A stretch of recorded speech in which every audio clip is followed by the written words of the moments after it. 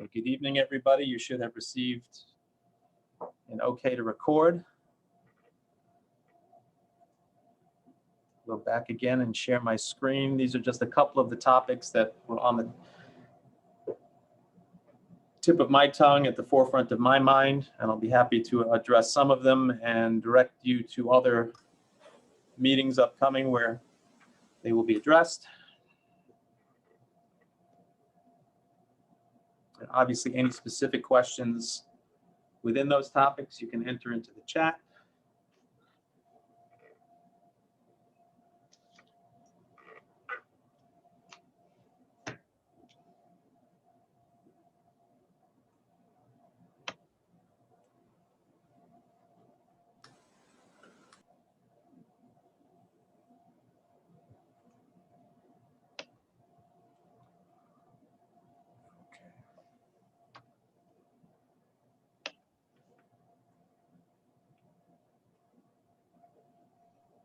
Audio.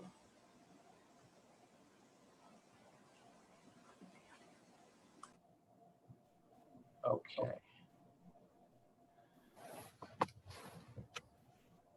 So we're going to get started, and I know that there is overlap here with respect to some of the questions, so I'm just going to take them in order. So the first question I have here relates to the third bullet on my list, which is the structure and process of COVID testing for winter sports. So just a little background for those that have not been following this.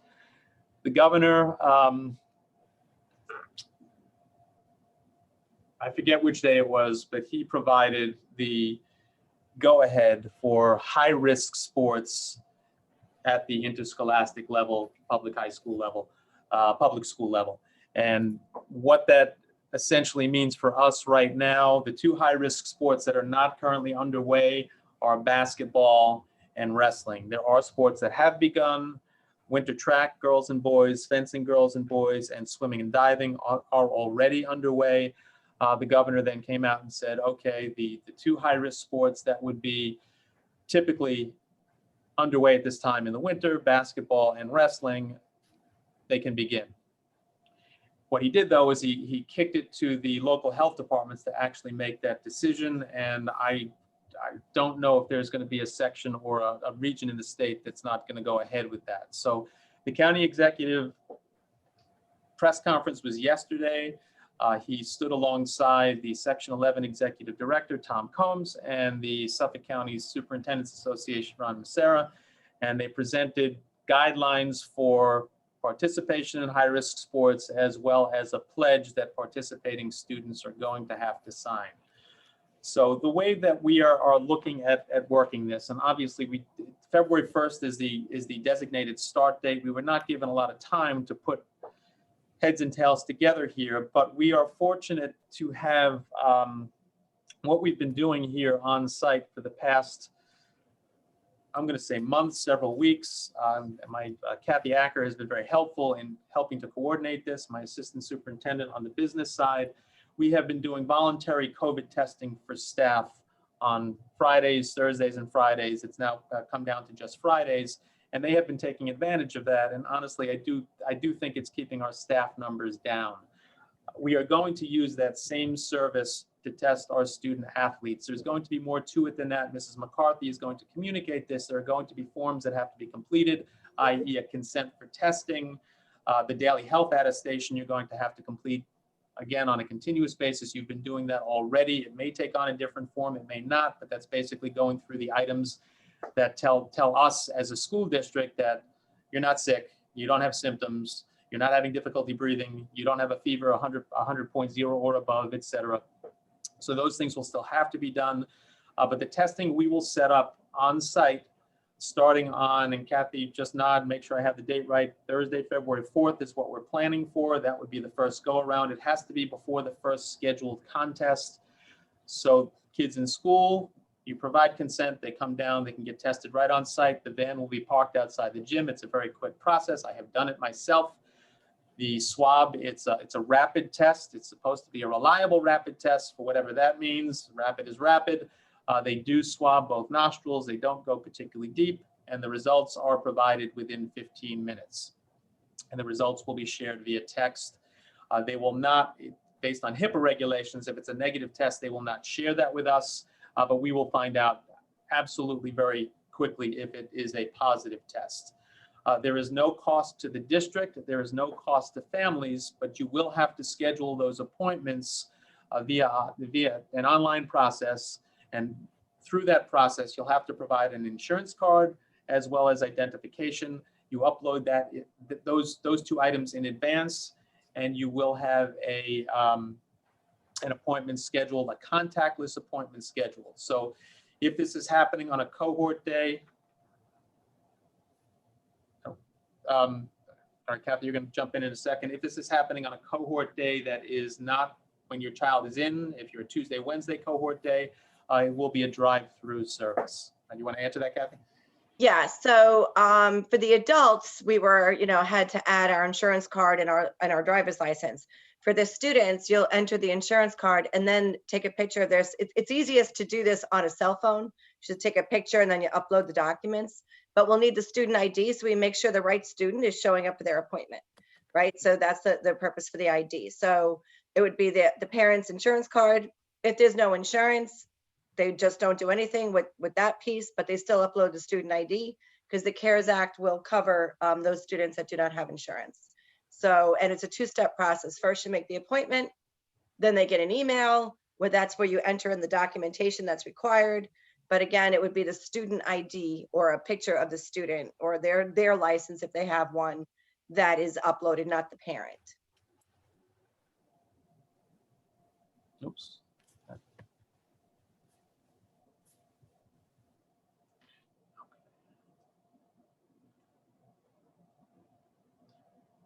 Okay. I have my participant list up here. We might as well stick on this topic. If you let's try this, and Kristen, I think this should work. If you have further questions on that process, raise a hand.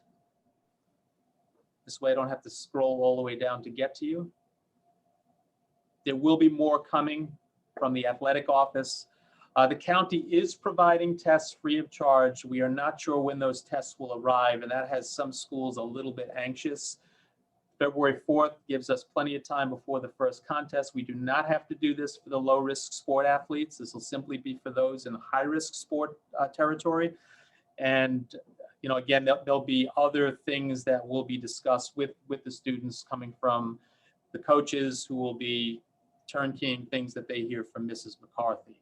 This is not, I'm going to tell you, it's not the most comfortable situation in the world. It really isn't, because, obviously we're talking about sports where students will be, masks are recommended.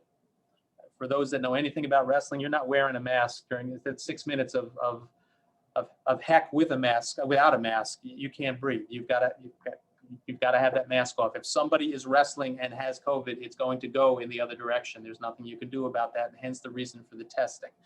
While on the sidelines, students will have to be, chairs will be socially distanced. They'll have to practice all the things that they are practicing during the regular school day. They'll have to wear masks on the sidelines. We're going to do the best we can to keep this from becoming a problem. And don't be surprised if a case develops. Just like in school, it can happen there, and we will deal with it. It's not a reason not to try this, but please understand that this is no guarantee that this is not going to happen. We are committed to doing this as safely as possible. I just want to hop in. So if the cohort is not in on the day of the testing, please parents, use that service. Get your child up there instead of standing in a city MD line for hours or trying to make an appointment. It's a very fast process. They are so organized. You're in and out. So it's for both students that are in that day and not in that day. We're trying to get all of our athletes next Thursday.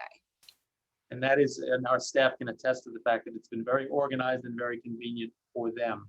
If you do wish to test on the outside and submit a negative test report that falls on a date that's within the required window for testing, that's fine too. You don't have to use this service, but we are providing it as a convenience to you, and that day will be dedicated to our student athletes so they can zip right in and out, as opposed to dealing with, as Kathy just said, City MD or where else you may go and have to stand online. Okay.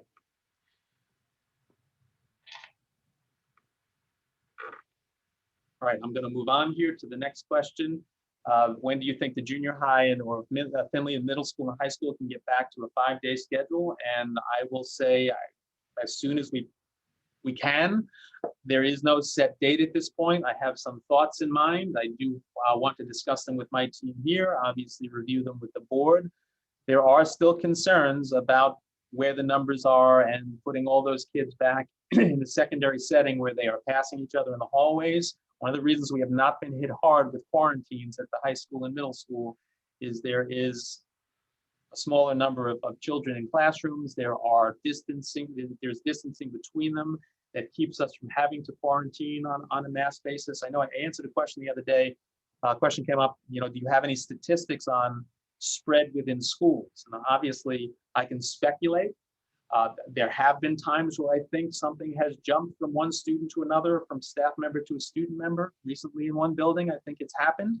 But we control it very quickly by quarantining, and it stops it in its tracks. I can't give you firm medical confirmation either way. I don't think that we've had many mass spreads in any really mass spreads, and anything that has spread, it's been controlled. A lot of what we've experienced here obviously comes in from the outside, but that doesn't mean if a child comes in with it or a staff member has it and they're asymptomatic that they can't pass it along before the quarantines are in. And sometimes we do not get, we're only as good as the information we have.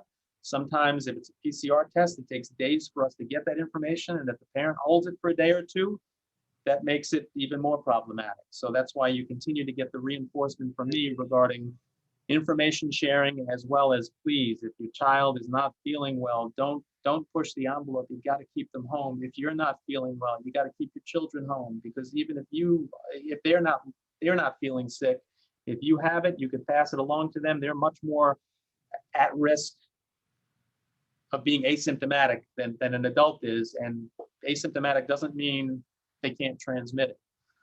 My hope is, just to bring something else up here, I recently shifted to that daily positive case report in response to, it's a much more streamlined process for me personally, and I was starting to get very polite communications from parents. Okay, we get it. If you want to look at it, it's going to be there every day. I'll throw out reminders periodically, but this way, if you don't want to be reminded that we have cases on a daily basis, you don't have to look at it. That was not my intent. I just want to make sure that all the information is out there. So if it's happening in a school that your child is in, you are well informed and can make your decisions accordingly based on the information that I can share, that is allowable for me to share in light of, in the face of HIPAA laws. So the answer to the question is, I can't give you an exact date. I know throwing around possibly third quarter, fourth quarter, etc. These numbers are starting to come down, and that's a positive sign. As soon as you see a positive sign and somebody starts talking about a variant and what a variant can do, listen, I am not going to profess to be a medical professional. I've been following this for some time and trying to keep as well versed in it as possible. I will tell you, and this is opinion, I'm not going to share fact here, mutations in viral particles is to be expected. This is not the last mutation you're going to hear about. Whatever strain you're talking about, it's going to happen. It's going to happen again. It's going to happen the third time. That's how these viruses survive. The quicker that people get vaccinated overall, that might stop that, slow it down. But the fact that there are variants out there and they're not the same as what it looked like to start, and that's just plain old genetics and science. There's nothing unusual about that. And these mRNA vaccines, as far as I know, are designed to be tweaked to deal with some of the variants that are upcoming. So do I panic about a variant? No. But I do want to stop as much of this transmission as possible, because it has wreaked havoc on our educational system as a whole. It's wreaked havoc on our kids. It's wreaked havoc on our staff. It's wreaked havoc on all of us who just want there to be some sense of normal returning. And that is, just understand that is our goal as well. The little kids are doing great. I have to tell you, it's watching them not run around the room when they're in kindergarten or first grade. That just means that they really are getting used to the routine. We want to get them back to what it looked like beforehand. It's going to take some time, but I have to tell you, your kids are doing a great job. They've been doing it since September. I have just all the adoration in the world for how they've approached this, and they're just doing it. And that doesn't mean that we're not stressed out. There's an article in Newsday the other day about toll on mental health, and I know this is affecting everyone. And our goal, hopefully, the sports kicks in a little bit of normal, whatever we can start to bring back, we're going to do that. Okay, scroll down here. Okay, middle school sports is, so that was the junior high school question. Middle school sports, so the way this is going to work at this point in terms of sports, the athletic council at section 11 is meeting tomorrow, but I will tell you that the discussion at this point is not to begin modified sports. That we're going to start with varsity and JV sports and then consider middle school sports for the next season. That is going to be a county-wide decision. And the other piece of this has to do with spectators. And from my understanding at this point, there will be no outside spectators coming into our indoor facilities just because it increased the risk of COVID exposure. And that is not a Huntington decision. That is going to be a county-wide mandate. Slide down here. Okay, district plan to bring 7 to 12 back, we talked about. Okay, more of a comment. It appears that the current cohort shows a lot are staying home, remote on their in-person days. And we have discussed this has been tough on our staff. And I know some principals have reminded a couple of things. When it's an in-person day, unless you're quarantined or not feeling well, we'd like the kids to come in. I haven't gone ahead with you must come in or you're absent because I don't want to take the option away from parents with the numbers where they are at present. Those numbers start to come down, you may get other information and directives from me and from the schools indicating that, look, you got to have your kids come in unless you want to go virtual for an extended period of time, because it does wreak havoc on the educational process to a certain degree. Let me not say wreak havoc. It makes it a little bit more challenging, difficult for the teachers. So, but at this point, I don't want to take a parent who's concerned about sending their child. I don't want to take that option away from them just yet, but it is going to come at some point. The numbers are a little bit lower. The idea is you wake up late and you don't feel like coming because you can flip the switch remotely. That's not what the hybrid model is designed for. It's designed for those who are quarantined or who have concerns about family members, or who have concerns about themselves, not feeling well, etc. So obviously we want the kids in school whenever we can get them there. It's not really supposed to be that kind of option.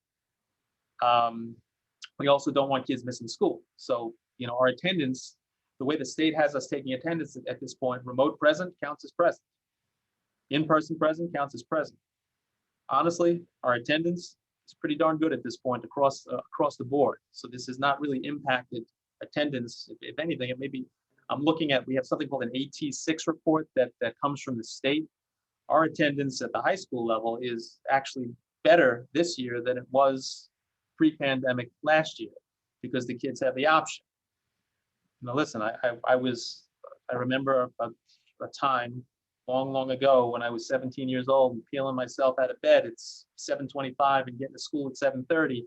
This provides a little flexibility and maybe 15 minutes more sleep, which means a lot to a teenager, but we do want them present. So like I said, this is going to start to shift, and as soon as these numbers come down, they're going to shift even more.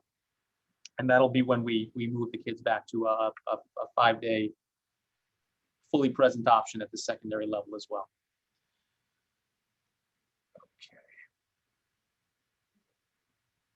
Yes, and then I agree. The follow-up was maybe review and then evaluate and give the option for 5 days all remote. And that's exactly where we would go. So there would be two different possibilities at that time. You're either 5 days in or you're fully remote. Okay. Any update on AP exams and end of year regents? So that was one of the topics, I think, if I'm not mistaken, still on the screen. So where we stand now is, the January regents are done. Actually, they would be administered this week. What the state education department is working on right now is a waiver application Now, there's a lot of politics involved here, and I really don't want to play politics, but there is a different administration at the federal level today than there was a couple of weeks ago, and it's really going to be up to that administration to determine what states can submit and what's permitted or not permitted. So the state does not have an option to unilaterally or on its own decide whether to administer their state tests or to interrupt the accountability process. That is up to the federal government. There is a law in place. It is called the Every Student Succeeds Act that mandates that districts test, for the most part, every year from 3 through 8 and provide those Regents benchmark assessments. In New York, they're called Regents anyway. Right now, the state is working on a waiver application. They will submit it to the federal government, asking for, once again, the waiver to not administer 3 through 8 testing and Regents exams at the end of the year. How that turns out, don't have that answer yet, but I imagine it will not be too far down the road because we've got to plan for that. So, teachers are teaching as if those assessments are going to be administered. I don't think that they would change too much regardless, but they've got to continue planning for that until they're not in the mix anymore. And I will tell you that there are different schools of thought on those assessments. Right now, we are struggling to a certain degree because we have limited data to determine where our kids are internally. What do we need to do? What do we need to remediate? What do we need to enrich, et cetera? So without those tests, it takes a major pool of data out of our hands. And it does make it that much more challenging for us to prescribe things that we need to prescribe for individual students. My personal feeling is not against the assessments, but it's against using the results of those assessments to evaluate schools in an accountability process that, in my mind, is essentially meaningless at this point. Yes, we have students that are struggling. We may have more here than some, less here than others, but inevitably there are going to be some students who struggle more than others. And to evaluate schools immediately following what we've just experienced for the past 10 months it's ludicrous, to be honest with you. So if you want to administer some form of assessment, whether it be local or statewide, and have districts use it for their internal purposes to evaluate where the kids are and what we need to do to help them, that's one thing. But to stick a label on a school or on a district based on outcomes, it makes no sense at this point. And I can predict the outcomes of those processes unless they change them drastically. I can tell you what's going to happen. Not so much here, but just across the board. The higher socioeconomic regions would fare much better, and you're just going to widen that performance gap considerably. And I don't think that's in anybody's best interest, and it is certainly not a way to evaluate instruction and learning in any district for that matter.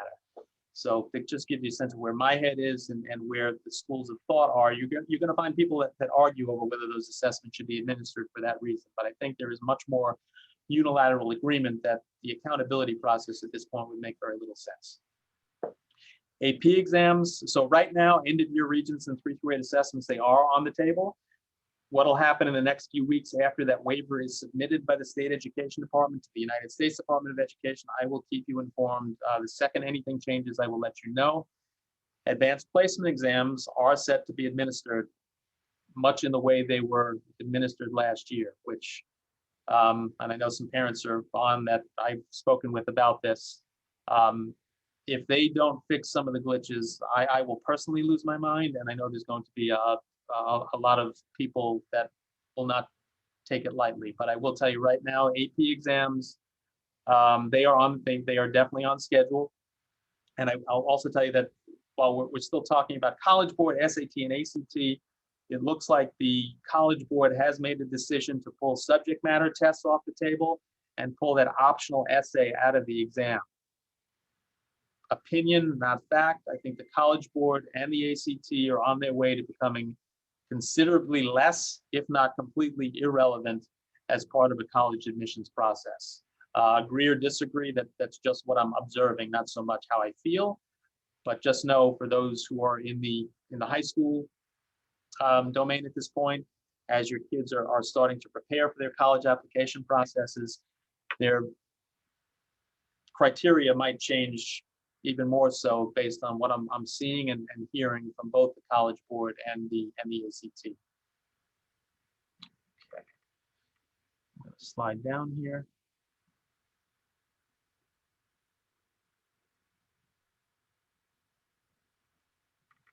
Okay.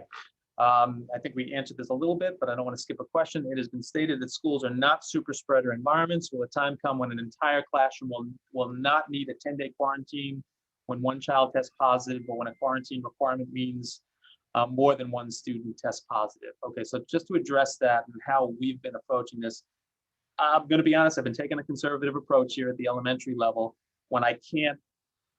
So the way our contact tracing works, I am the centralized location, but it's the principals and the teacher of that classroom who are participating most directly in giving me the information I need to share with the Suffolk County Health Department.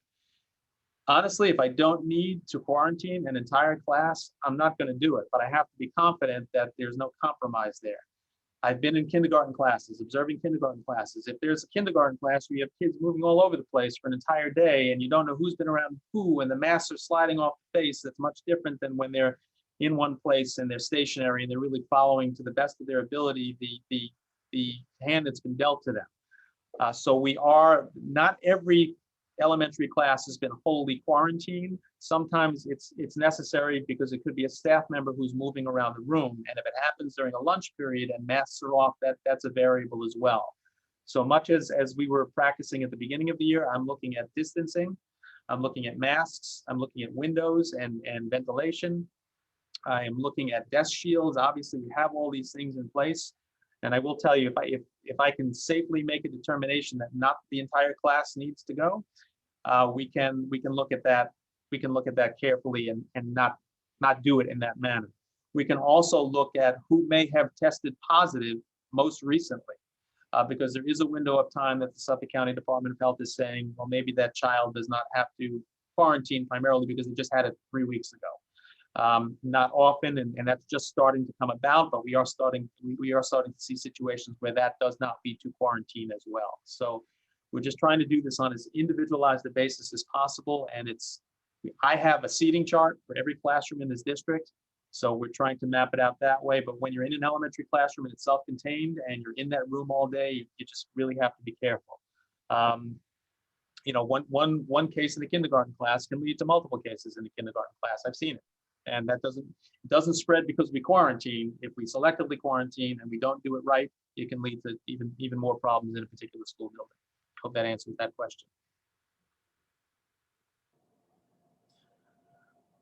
Okay. Could there be something considered to make up for the 6th graders missing out on Greenkill? Should have anticipated that question, and I wholly understand why the question is being asked. Maybe consideration for the 7th grade year. And I do agree, it's so sad that they're missing out on the tradition and everything else for that matter. I wish I could give you a firm answer here. I can't. 7th grade is a lot different than 6th grade. This is something we'd have to look at very carefully. I obviously can't make a promise at this point. Once we can get back to some semblance of normal life, we're going to reinstitute that back at the 6th grade level. That is a conversation I'll have to have with Mrs. Rothel. And honestly, there would have to be some staff input there. It's going to be a much more difficult situation in 7th grade than it is in 6th grade. But I also don't want to say it's ruled out at this point. Let us have a little time to think about that and see what Greenkill even has. My hope is that by a year from now, that this will all be, for the most part, or at least a chunk of it in the rearview mirror. We want these kids to have special things. So just bear with us, and we're going to see what we can do here. I don't want to. I'd be remiss if I said I'm going to promise you we're going to do something like this. I can't do that, but I understand why the question is there, and we want this for the kids as well. So just stay tuned. Stay tuned. It's a good question. Thank you for asking it.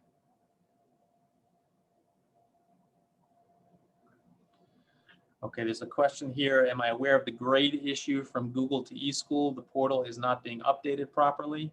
All right, that is news to me. That is something I will ask about tomorrow. I'm not sure exactly what that issue is, and I will suggest that the parent who asked that question, if you want to just drop me an email to be more specific or give me a call, I'll be happy to take that information and see what that is or what's causing it. Okay, this was asked and answered, but in case missed, Mask policy for high-risk winter sports. Again, personally, I can't see kids on a court, particularly on a wrestling mat, wearing masks. But on the sidelines, they will have to wear masks.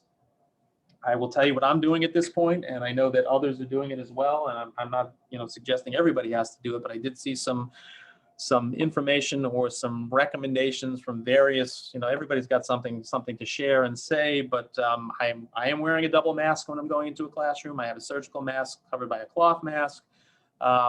Some are now suggesting that cloth masks are not as effective as surgical masks. And then somebody else says, you don't know what you're talking about. They are.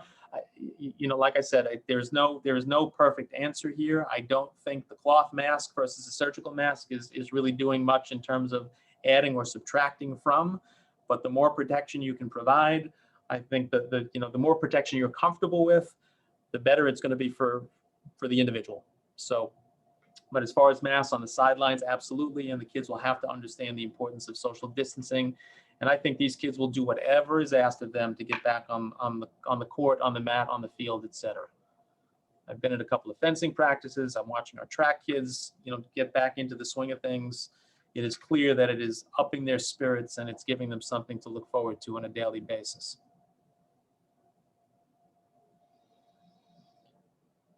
Okay, in school, when will in-school hands-on specials resume, such as Innovation Lab and technology, and that kind of goes along with bringing back the secondary.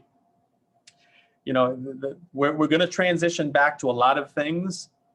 We just need to make sure that we can do it carefully and do it with all the sanitary practices in good working order.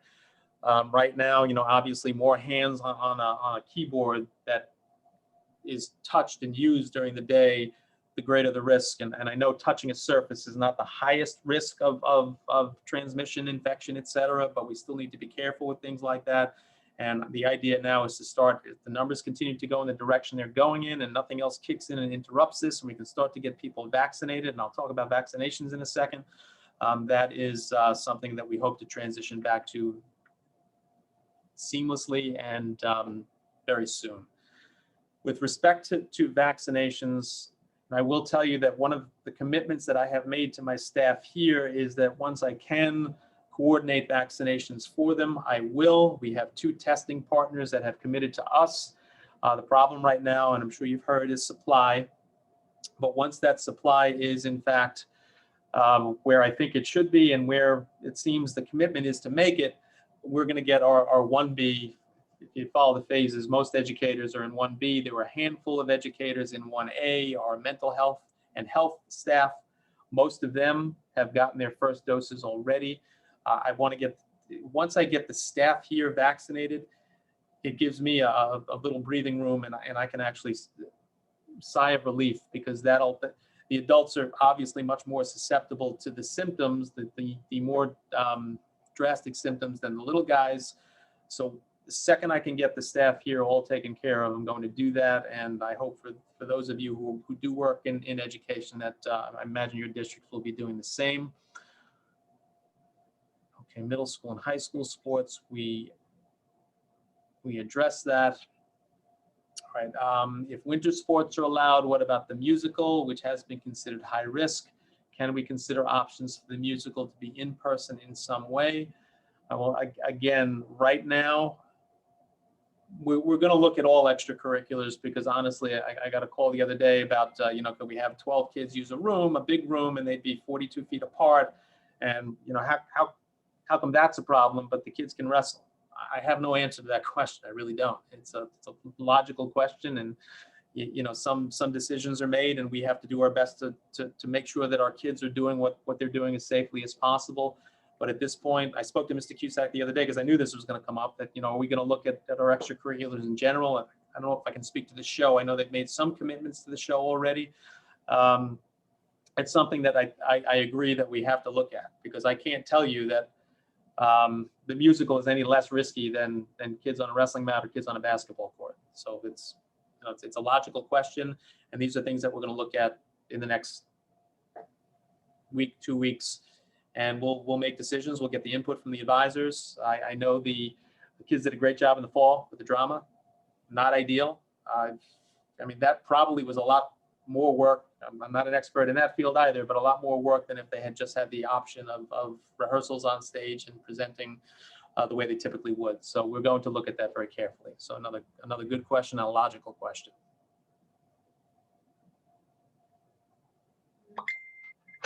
Documented cases of in-school COVID are there documented cases of in-school COVID transmission between students, between staff? You know, again, I have nothing from the health department on that. You know, I've had a conversation with where they've said that, you know, 0.3% are I can't verify any of that. I can speculate, you know, because every positive case ends up in my lap. I can speculate where I think there has been some transmission in a room, which we stopped very quickly via quarantines. And I can tell you it's the exception, not the rule, but I can't. Documented cases that were documented, I can't tell you for certain. Often cases come in and we'll get the history where a child comes in, tests positive, and is asymptomatic because mom or dad or somebody else in the household has symptoms or tested positive. And I'm trying to continue to, one of the drawbacks of my not sending a letter every day is my message, which has become probably so annoying and repetitive about please stay home with symptoms. It really does make a difference. And, you know, trying to protect the kids, trying to protect your families, trying to protect the staff, it makes it that much more difficult when the envelope is pushed and listen, mistakes are made. Kids have allergies. I get it. It's just reducing risk is what it's all about at this point.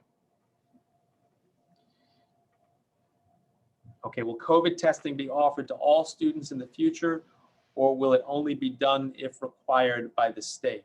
So I'm going to start with that whole micro-cluster strategy that we were so deeply discussing and so vividly interested in has not been discussed for a month and a half. So my personal feeling is that's gone by the wayside, and by not talking about it, it's very easy for the state to say it never even came up and never existed. COVID testing, the problem with testing all students, if we were designated as a microcluster area and the only way we could keep our schools open is by testing, the state would provide the tests free of charge. If that doesn't happen, the testing operation, and I know some districts have done this and it's cost them $150,000 to do this, we can't necessarily afford to do that at this point, but we can, the service that we were talking about before, that is something that we can possibly open up a little bit further, particularly for the kids who are not eligible for vaccines at this point. We may be able to do it. And again, the service is terrific. It does require insurance. There is no copay. There is no out-of-pocket cost, and they will cover the cost for anybody who has a shortcoming with respect to insurance or doesn't have it at all. So that would be, if we can do it, that would be the way we do it. Logistics are an issue there as well. So I can't promise it, but it's something that we may open up a little bit further if the opportunity presents itself. Unfortunately, this is a service that really is primarily situated in Nassau County, but we were able to get it out here, and he has very limited spots available because everybody wants it at this point.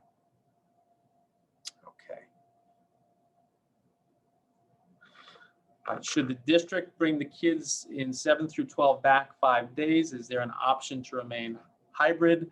The kids are so used to hybrid, and in this particular case, child hates going in person, even though I prefer she goes. All right, so that goes back to the elementary questions that have been asked for weeks now. You know, once the numbers are low enough, you know, the hybrid is very tough for the staff. And I have to tell you, I could not ask for greater effort on the part of these teachers who are really, they're really doing the very best we can. If the numbers are low enough where we feel it's appropriate to bring the 7 through 12 back 5 days, to leave that hybrid in place would be a little bit of a problem.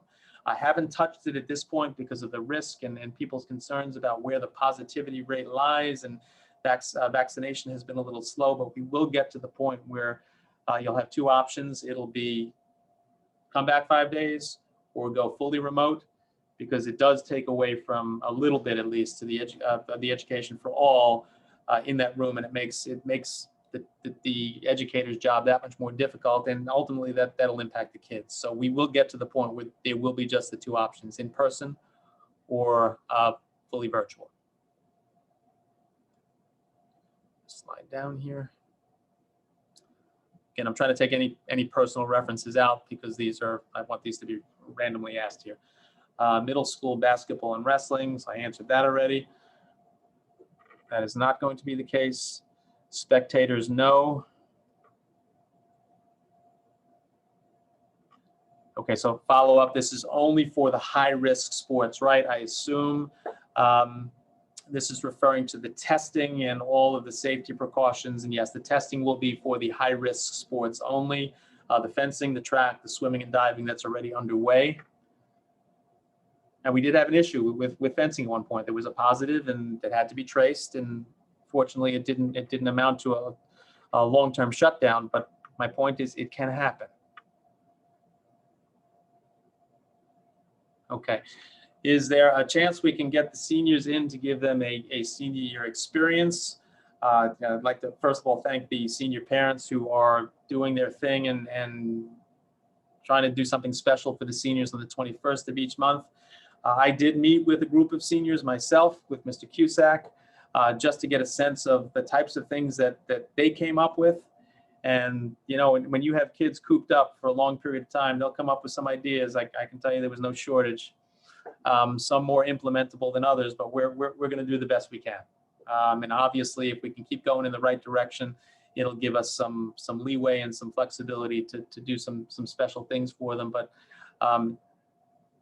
senior year experience, it's not going to be the same as it would have been 2 years ago, 3 years ago, but we're going to do the best we can to celebrate them and allow them to celebrate each other. And I can't give you perfect answers, but they're going to be part of this process. Okay, will virtual still be an option if the high school opens up fully? Yes, you will have to make a commitment to that. Okay, I know several parents that would be happy to participate in a roundtable of sorts to maybe discuss options, perhaps at a different location if necessary next year. I'm not sure exactly options that probably connected to a prior question. Is that the middle school, the Greenkill question? Yeah, okay, got it. Yeah, we can certainly bring that up and have a broader conversation about that. Just happen to see that person on screen, so thank you. Okay, you mentioned specifically varsity sports at the high school level. That will also include junior varsity. So basketball teams, there would be 4 of them. There would be the high school JV varsity girls, JV varsity boys. And we may have to spread out practices to different buildings so that they're not on top of each other. And we're going to have to scrub down those facilities at the end of each practice. So each building does have its electrostatic machine. I mean, this is going to be a little work, and it needs to be done right because those facilities need to be scrubbed every day. Oh, this is a good point. Please remind parents that they can have their voices heard through the waiver. And correct me if I'm wrong, put in another comment if I'm not on target here, but the State Education Department is accepting public comments on that waiver application. I can actually, I'm trying to think of a way to put that up on the website so people understand that often when the regents are considering something new, they will open it up before they act on it to public commentary. Sometimes they listen, sometimes they don't, but I will tell you that our interim commissioner and Regent Young, who is now the chancellor, they have always listened. There is an option for any parent, any educator, any citizen of New York to get in there and make their voices heard about assessments, about accountability, et cetera. And I believe that's what this parent is referring to. And I'm making a note to see if I can put something up online about that. I lost my place. Give me a second. I also lost my glasses.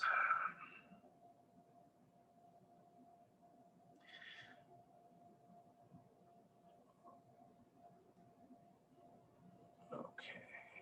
Can you elaborate more detail on how, if a child stays home on a day they were expected to be in person, hinders the teacher and class? It's just a matter of the teacher having to focus on the students on the screen as well. And I see this more at the elementary level. I don't think it's as much of a hindrance at the secondary level, but it's very difficult for the teacher to provide the same degree of attention that they would if all 22 students were in the room when you're addressing, I was in an RTI class the other day, and there were 5 students in the room and 1 on screen. I was in a kindergarten class where there were 14 students in the room and 5 on screen. The teacher actually has to allocate time for addressing the needs of the 5 on screen in that particular situation. And not that it can't be done, and not that it can't be planned well, but I think it does take attention away when you're focusing in front of you and behind you. If that, and that's a general statement. Some teachers have different situations with the numbers involved, but obviously it's different than it was a year ago. All right, is Huntington High School hosting the PSAT 10 in March? The answer to that question is yes.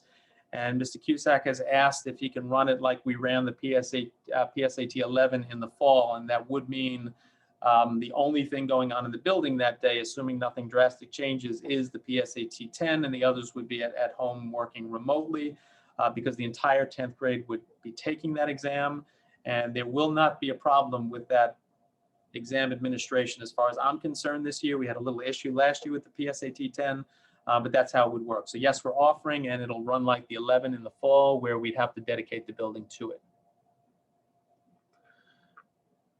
Okay, what is the forecast for junior and senior activities, celebrations at year's end? I wish I had a perfect answer to that. We're committed to doing whatever we can for them, but there is no, what happens today can continue tomorrow. What happens today can turn in another direction tomorrow. I think, listen, I can't suggest what people do in terms of vaccinations or practices outside of the school setting, but the more we work together to fight this thing and beat it into submission, the quicker we can get back to that, and we can do more for our juniors, seniors, for everybody for that matter. So forecasts, we're hoping to be able to do more than we're doing, that we've been doing for the past 2 months, 3 months, et cetera.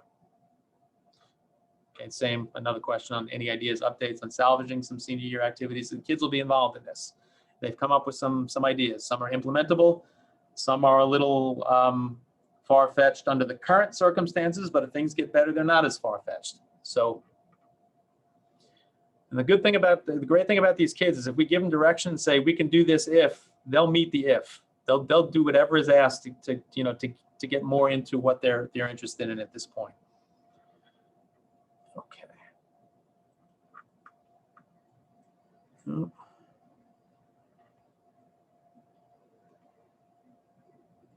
gotta open this up a little bit.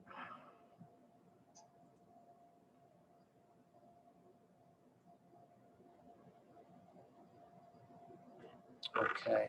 Will any of the clubs start to meet in person, such as Honor Society, Honors Choir, Drama Club, and any other non-hands-on clubs? And that goes back to the previous comment about, we have sports in place. This is a conversation I've already started with Mr. Cusack about how we may be able to time and space this so that there can be a little bit of a transition from virtual to on-site.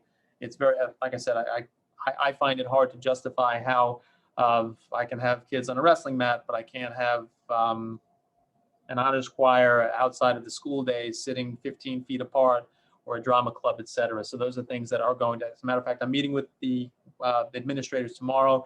It is on my agenda. I have a fully slated item on extracurricular, so this will come up. Will the school have accessibility to vaccinate teachers on site, or will they have to make appointments elsewhere? So that, as a matter of fact, I'm working on both. One, we have 2 potential testing partners. One will do on site, the other is local and will do it on their site. And there are pros and cons to each of them, but my feeling is if we can get them both in place, it's just that much more quickly that we can get everybody their first doses and second doses for that matter. So the plan is to get this. I sent them an email today, as a matter of fact. I sent out a survey, I'm going to say a couple of weeks ago, asking who is willing, because when I have this information, I can schedule it a little bit more easily and readily. I sent it again today because I did get some positive news from one of our partners that it looks like there's going to be a 15 to 20% increase in supply coming. He couldn't say exactly when, and I was also told that these these physicians, these sites, these people that are vaccinating or permitted to vaccinate, they've got to get rid of their supply immediately. You've probably heard that. If they don't get rid of 95% in X number of days, they're not going to get the supply, and they could be denied the opportunity to do it any further. So he could call me and say, Wednesday, you got to have your staff ready to go. So I have to have my staff ready to say, you know, here's when it's going to be available, fill those slots, and we'll get it done. Okay, what about the high steppers? Can they resume? That also falls into the category. Now, I understand the high steppers, there's no testing involved there, so we have to be a little bit more careful with that. But that is, Mr. Reynolds did put together a plan that he and I are going to review together. Yeah, they're going to be able to resume. It's just a matter of exactly what that looks like. Okay.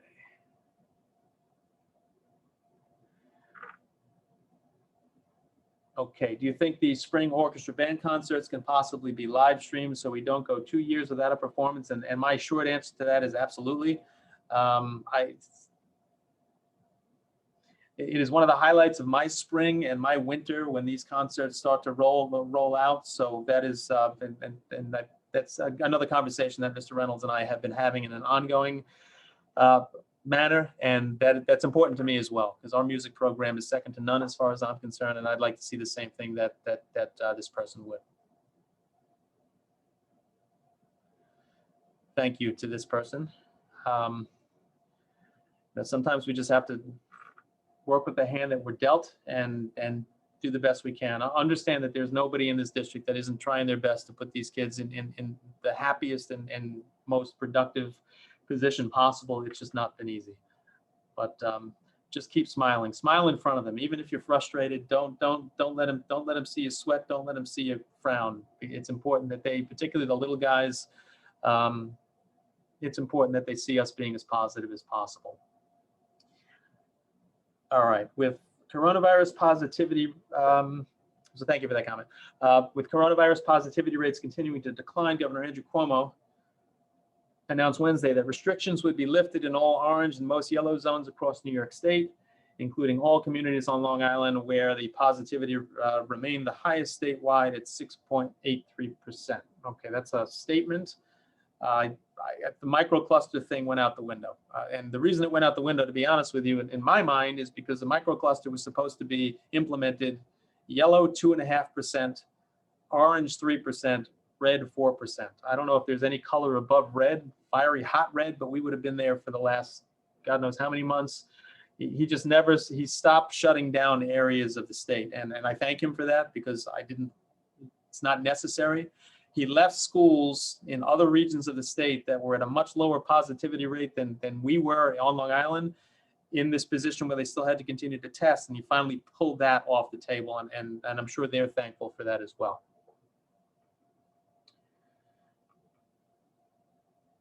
Okay. You are very welcome. Honestly, in challenging times, we put our heads together, we figure out a way. That's what it comes down to.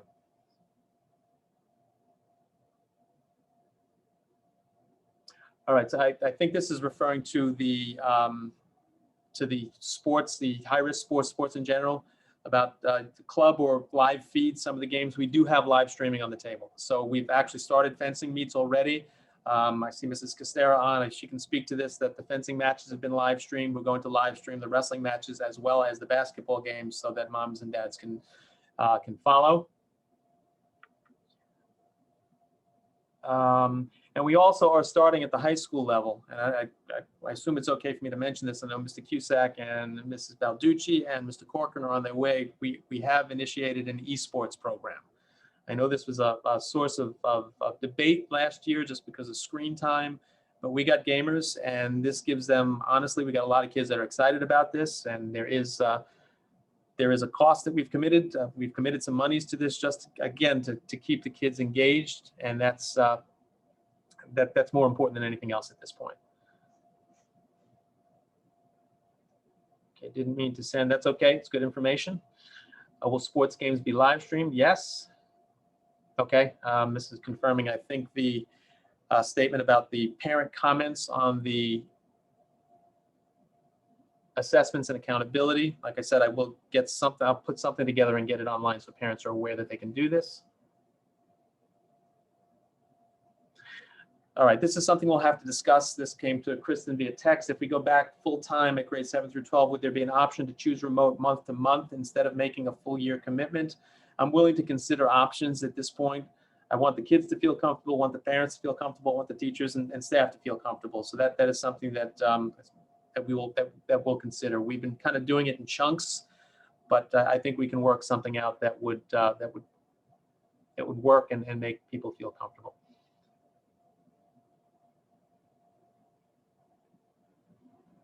Okay, she sent me the link. Thank you to this parent. That will help. I don't know if I don't think I have it set so everybody can see the chat because I didn't necessarily want to compromise people here, but I will take care of that link.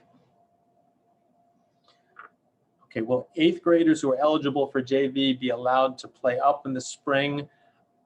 I'm not going to commit to that. That's something I have to talk to Mrs. McCarthy about. I'm not sure what the plan is for that, but I don't want to guarantee that may not be the case, but she will follow up with that.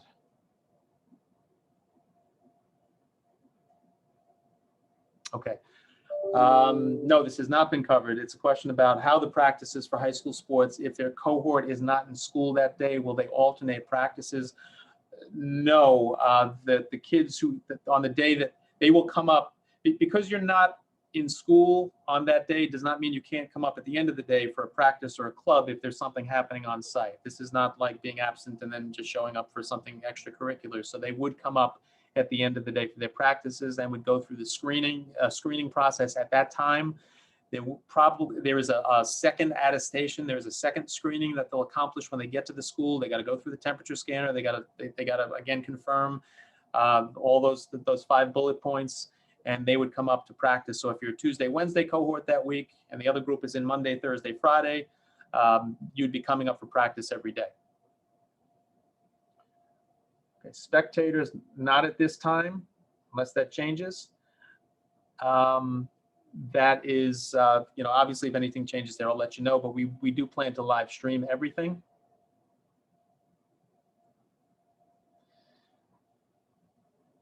Okay, question about, and this is really more a board question, but I think I can answer it. And Christine, if you want to chime in here, you're welcome.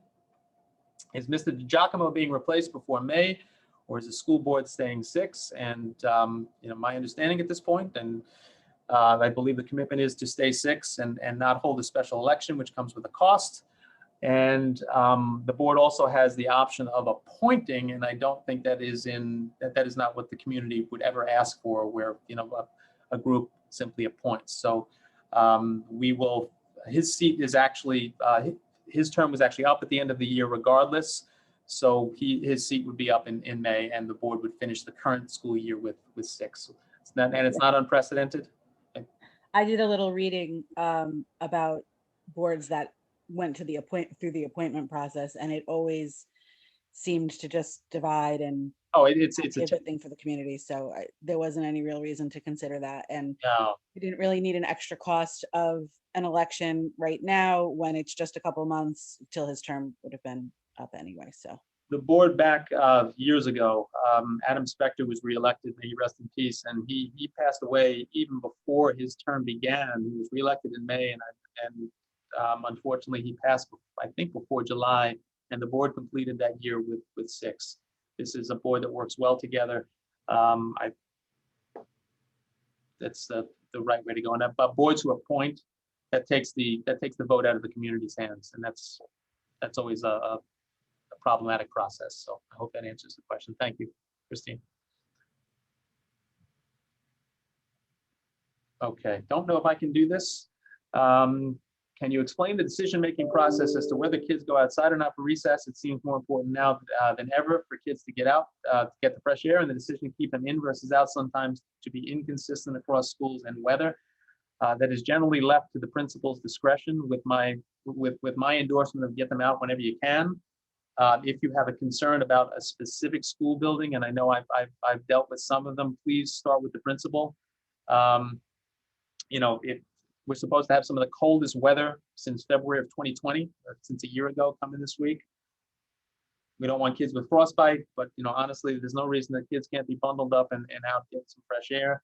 When I'm cooped up in here, I enjoy watching them. I can actually scream out the window to drop the sticks because they're chasing each other with sticks, not hurting each other. Don't get me wrong here. Let me not go off on a tangent. But if you do have a concern about recess time and outdoor time, please reach out to the principal first. And if you have any concerns following that, don't hesitate to let me know.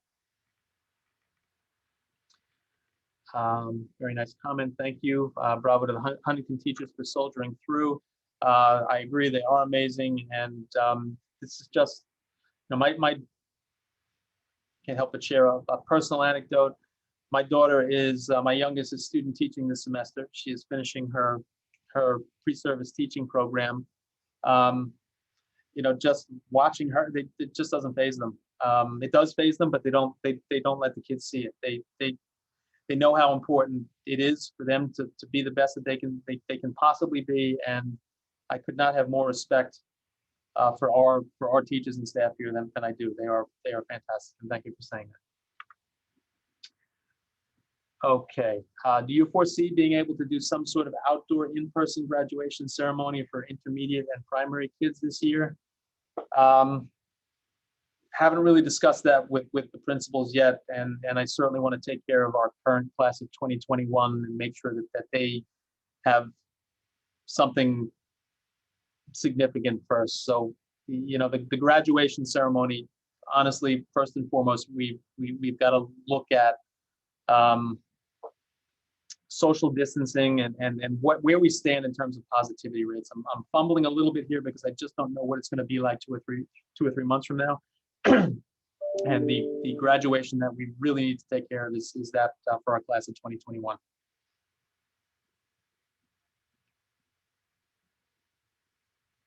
This person going back to recess, STEM has stayed in a few days while Woodhull has gone out, but both were on the same page. I can't speak for the principal, so I would suggest it sounds like a STEM issue. Please call Mrs. Morrow in the morning. You're very welcome. Thank you. Okay, just a reference to clubs, about Finley clubs and honors music. Anything I said about the high school clubs would apply to the Finley clubs as well. So if we can get more taking place inside the building as these numbers come down, yes, I will be talking to Mrs. Rotel as well. So often when I focus on something like that, it's a secondary elementary type thing. I'll keep the two secondary principals to have that conversation with them. And honestly, I often let them drive the conversation because they are walking those hallways on a routine basis and know. I've been in those buildings where it just seems, it often feels like a ghost town, and it's kind of upsetting because I'm used to the hustle and bustle of high school and middle school. But I think now that we're starting to watch these numbers fall, and now that we're starting to see permissions coming from elsewhere that these things can be done safely, whether they agree or disagree, we're going to start looking at this comprehensively, and that would include Finley.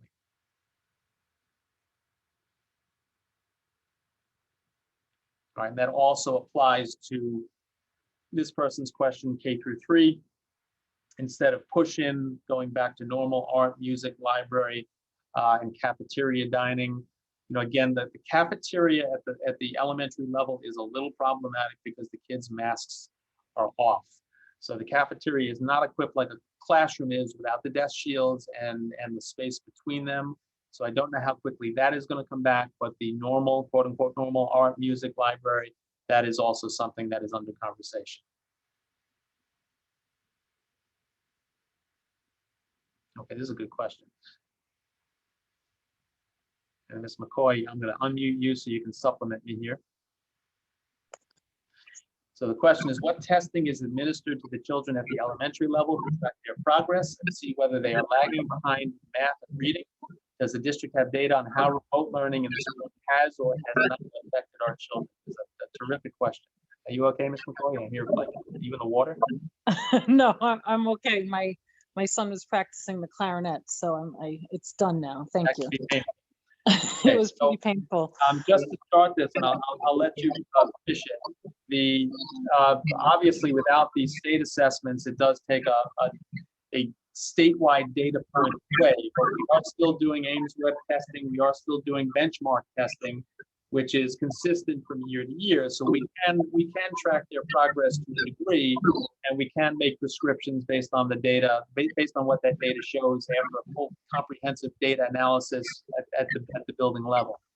Does the district have data on how remote learning in the spring has or has not affected our children?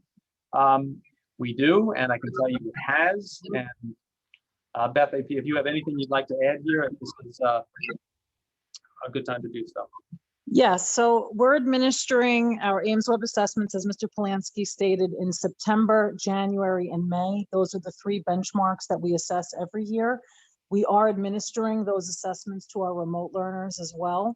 So we have a team that actually meets with the remote learners individually to administer those assessments at home in grades K through 8, actually. So this is something we use in all of our elementary schools, as well as at Finley in the area of math and reading. So we do have that data, and we're looking at student progress very carefully. Students who fall within the below and well below average ranges, we are progress monitoring those students so that we collect more frequent data as to their progress and how they're doing as they move forward through the next months before the next benchmark assessment. In grades 3 through 6, we also gave benchmark tests that are more related to our state assessments. We definitely pared them back a bit this year, but we wanted to collect data to see if we did give a state assessment, how would our students do? We always give them in November, December, which is before all the standards have been taught. So usually our students don't do as well as they would perhaps in May after all the standards were taught. We did see some data that shows that students are struggling a bit this year, not all students, but some students, and that could be due to the fact that we missed a lot of instruction from last May to June, and as well as a different type of instruction as we started the school year in September. So we're doing everything we can with our reading specialists, our math RTI specialists, and our classroom teachers to differentiate and meet the needs of all the students to help narrow those gaps that we're seeing. Beth knows one of the concerns I have with the Ames Web testing is it's compared to national norms, and some of those national norms have not been established during a pandemic time period. So if you're looking at results now versus a norm that was established 16 months ago, you're really comparing apples to oranges. This goes back to that. Beth, I'm going to mute you. I think you're still in the lake. The concern is that we're lacking that data to determine progress, and the assessments do help in that respect. Using them the wrong way would be problematic, but that's why you're going to hear many arguments, particularly those who are looking at things on an equity platform, that the assessments are the only way for us to determine really what we need to do and where we need to go in terms of helping individual students and helping groups of students for that matter.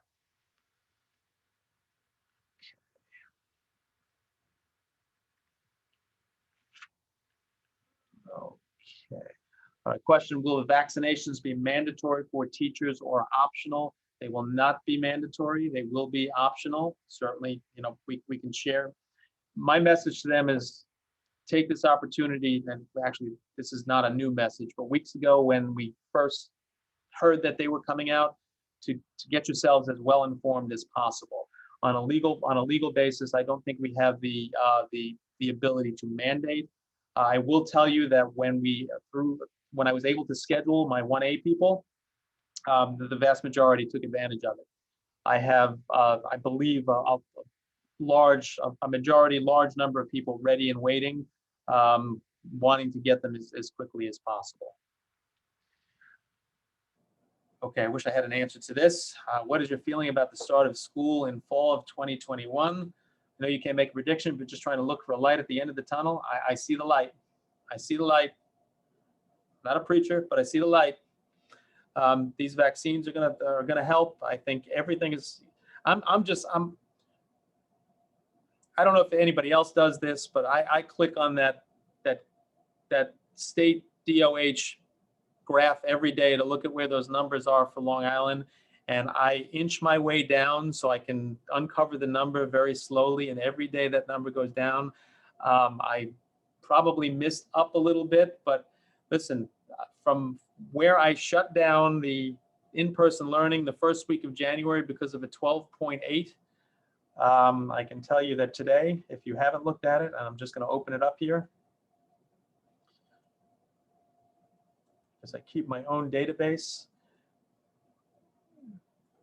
So remember that 12.8, and as of January 27th, we are now at Suffolk County 7.1 and a 7-day average of 7.1. So today, unlike the 9, 10, 11% from weeks ago, we would not be in that zone where the governor would say you got to close. Long Island's been a little bit higher than some of the other regions.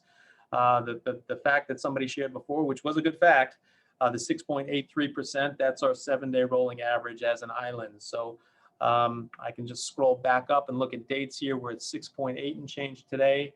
Back on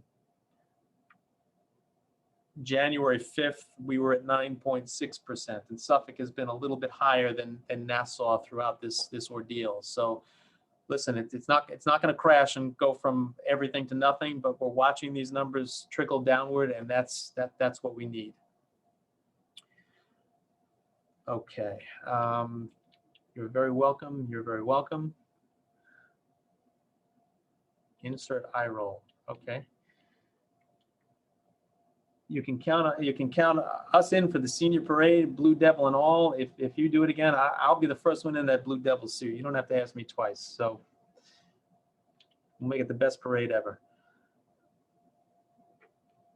Okay. How is the school handling the socio-emotional aspect due to the current circumstances with COVID-19? And then as a follow-up to that, how is the school handling the cultural sensitivity in the district at large amid the times that we're living in, based on our population and district? And those are two, excellent questions, and there's no perfect answer to that. We have social and emotional programs in place. We have staff that is definitely in place to address them. Sometimes it's on, much like anything else, we have a multi-tiered approach in place. Sometimes we address social and emotional on a grade level or on a class level, and sometimes it's got to be done on an individual level based on experiences that one student is having. You read some horror stories, not necessarily related to Huntington, but how kids are responding in the current circumstances, under the current circumstances, in the current environment, and we've just got to be attuned, and your help there is important as well. So if you see something in your child that you're not used to seeing, pick up the phone and call one of our student support staff members, call an administrator, let us know, what's going on so we can help you get to the bottom of it. A lot of the best work we do is before we hit crisis mode and on an individual basis. And the whole cultural sensitivity piece, I mean, we have worked so diligently, and obviously there's so many interruptions at this point, and I know Beth can speak to this as well. Our focus on equity has never been stronger, and we are still doing our work in light of the fact that we are dealing with a pandemic that is interrupting just about everything.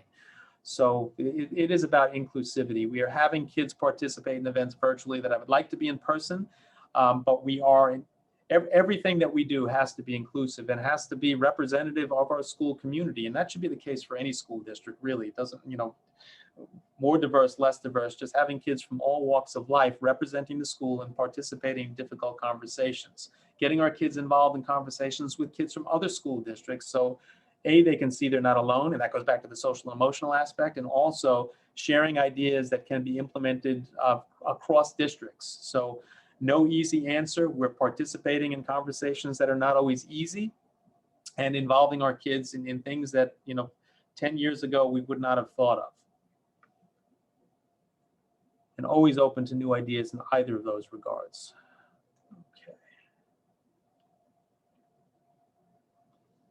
Okay, can Huntington High School have a National Honor Society ceremony and have it live stream?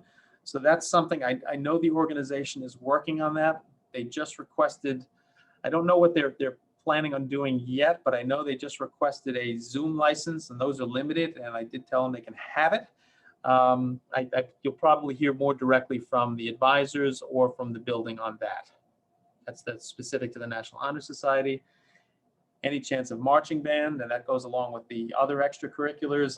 Yes. this is the first year I have not had the privilege of watching that marching band or marching band in competition, and there will be something coming for them as well.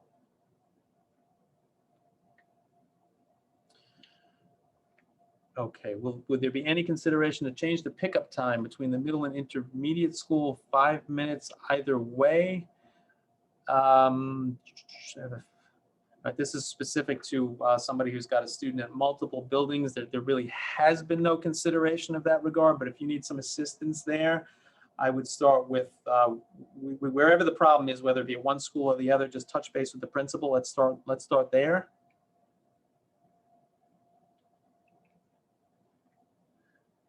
Okay, Beth, I'm going to let you handle this question. This is specific to data, Ames web data, and parent reports. What is the specific question? When is the data being revealed on the portal for Ames web? So the Ames web data is stored in an internal system because it's rather difficult for it's not in a grade like a 90 or 100. It's based on percentiles. So if you have any questions about your child's Ames web scores, you can reach out to the classroom teacher or to their RTI reading or math specialist if they work with one, and they'd be happy to review the data with you. Okay. With the next question, what benchmarks are being done to assess the dual language students? And it goes into shortcoming after missing many months, and then being hybrid, that they're not necessarily where they would be with the second language. What can be done to bridge the learning gap? Again, no easy answer to that question. The benchmarks are the same in a dual language class as they are in any other elementary classroom. And as far as language progress, that would be something that the teacher is doing on an ongoing, rotating, or ongoing basis, continuous basis. So I don't think there's any specific benchmark to test their degree of acquisition of second language. I would certainly touch base with the classroom teacher on that, because they're all different grade levels, different expectations, but that would be a good place to start.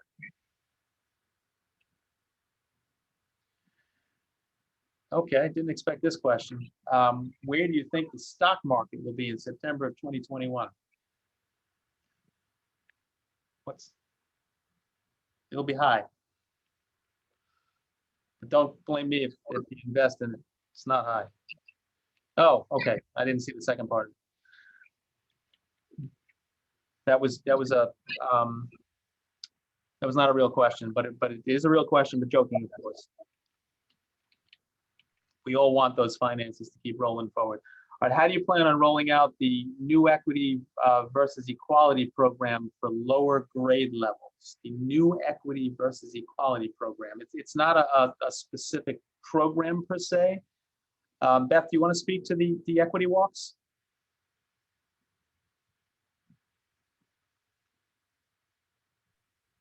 Yes. So what we're doing this year, we had started some of this work before the pandemic struck last year. We started doing equity walks in 2 buildings.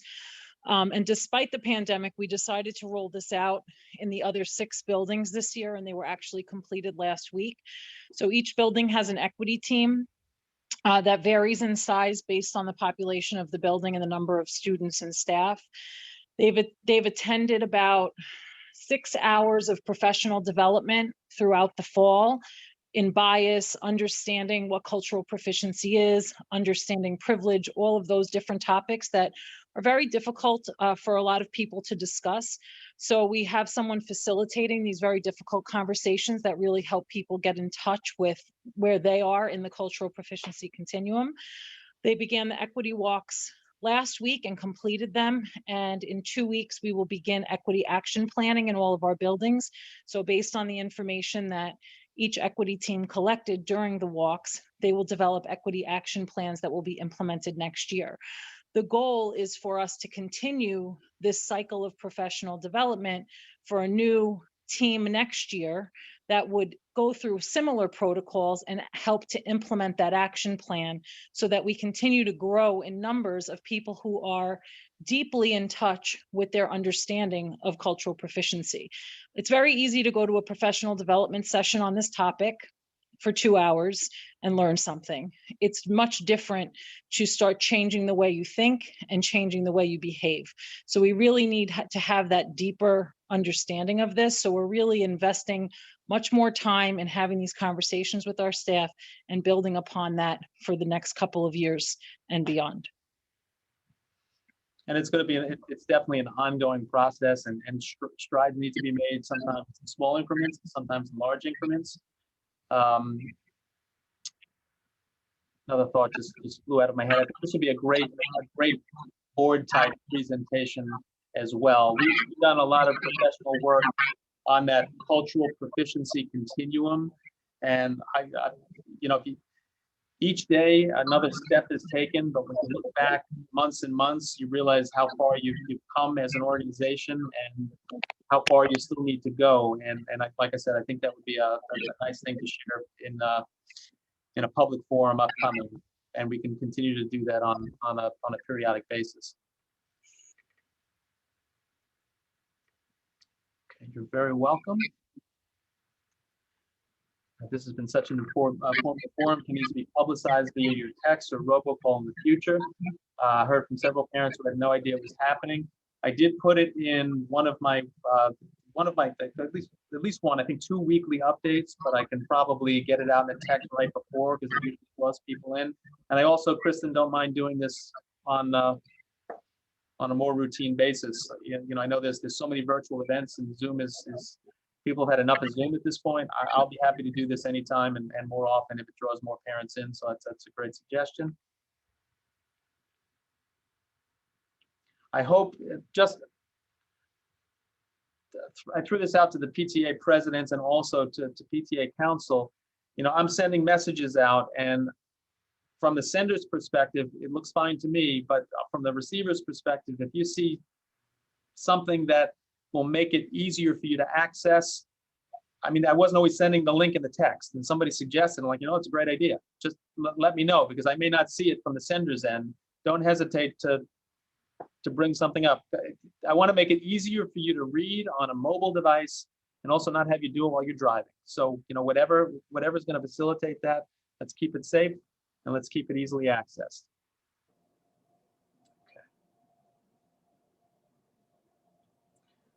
Okay. Thank you. Somebody suggested to mute Beth. You know what? I'm right there with you. And she's muted, so she can't even respond. Buy GameStop. Okay, whoever made the stock market suggestion before, that's Michelle. Michelle, I'm going to put you on the spot here. Michelle Castera. That stock went from 2 to 300. I have no idea why, and the only reason I know that is because of my 25-year-old who follows it from morning till night. But yes, it may be too late though. Don't buy it now. Don't do it. It's a whole short stock scam that some people have going on. I just read about it. Don't do it, Mr. B. All right, Michelle, don't do it. Okay.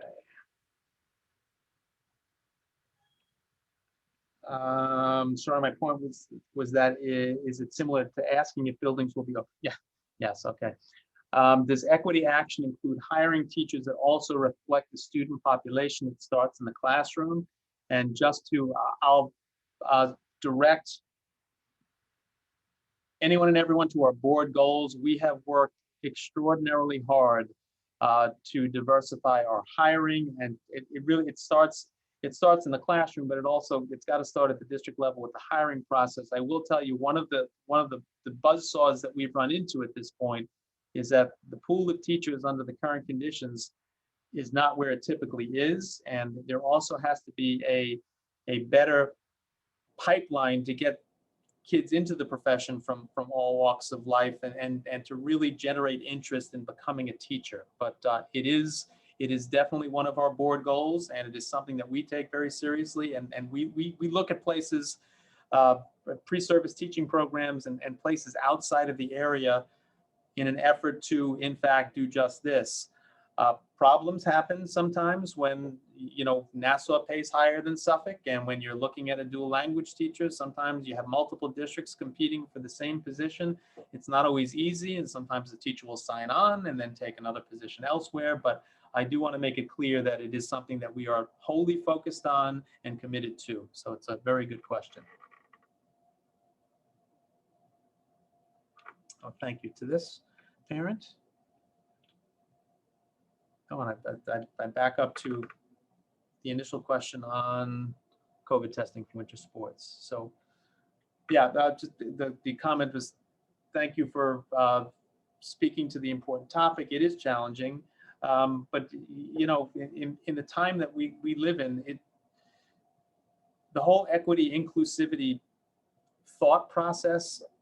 I mean, listen, there are things that have to change everywhere, and honestly, I look at it as we're going to be leaving this world to the generation below us, and they've seen some things in the past, who knows how many months, that I'm sure not a lot of people are proud of, and honestly, there's a lot of thinking that needs to be reframed here, and I can't do it alone. Teachers can't do it alone. Parents can't do it necessarily alone. But I think working together, we've got to start to make a dent in this, because, you know, 10 years from now, whether it be no pandemic and people on more on the same page and together, there is some ground that needs to be covered here, and it does. Schools need to play a role in that. And I'm not telling you anything you don't know. So.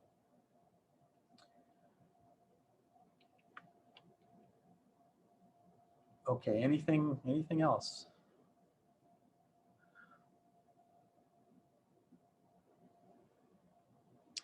All right, Kristen, like I said, I'll be, this was not meant to be a one and done, and I do apologize. I probably should have done this, or we could have planned this a couple of weeks ago. It has been nonstop for all of us. And I got to say, I got a great team here.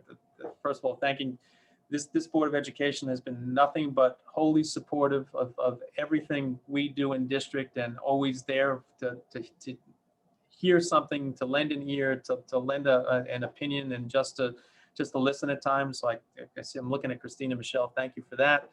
And Beth and Kathy, my right and left hands are, I couldn't ask for a better pair to work with on both sides of the equation here. There's not a lot of us up here, so it's you got to have the right people, and I know I do. And the parents in this district have been. I know it's frustrating, and I know, you know, it's I got 2 kids in my own house, and it's very easy for us to react to their reactions, but I wouldn't want to do this anywhere else at this point. So thank you for that. So we'll plan it again. We'll put some dates on the calendar. Thank you so much for doing this, Mr. Polanski. My pleasure. I know it's a busy time, but I know it's very much appreciated when you can spend some time with us and answer these questions. It's important, and I'm happy to do it. And going back to the parents' comment before, just the light is there. Just don't doubt that, and keep letting your kids know that this is going to come to an end. And one of the things I tell my staff all the time, and this goes back to some of the other questions that were asked, I don't want to wake up one morning, because we're going to this is how I'm seeing it. We're going to wake up one morning, it is going to be over. And we don't want to be asking ourselves, what could we have done differently to close some of the gaps before we're at that point? So these are ongoing conversations we have routinely, but that's what it's going to, I'm predicting that's what it's going to feel like, that one day we're going to get up and you know what? This is a good chunk of it's in the rearview mirror. So hopefully somebody's listening to that, and just like I said, just keep seeing that light. It is there. And we'll talk again soon. All right. Thank you, everyone. Stay well. Have a good night. We'll see you soon. Good night, all. Thank you.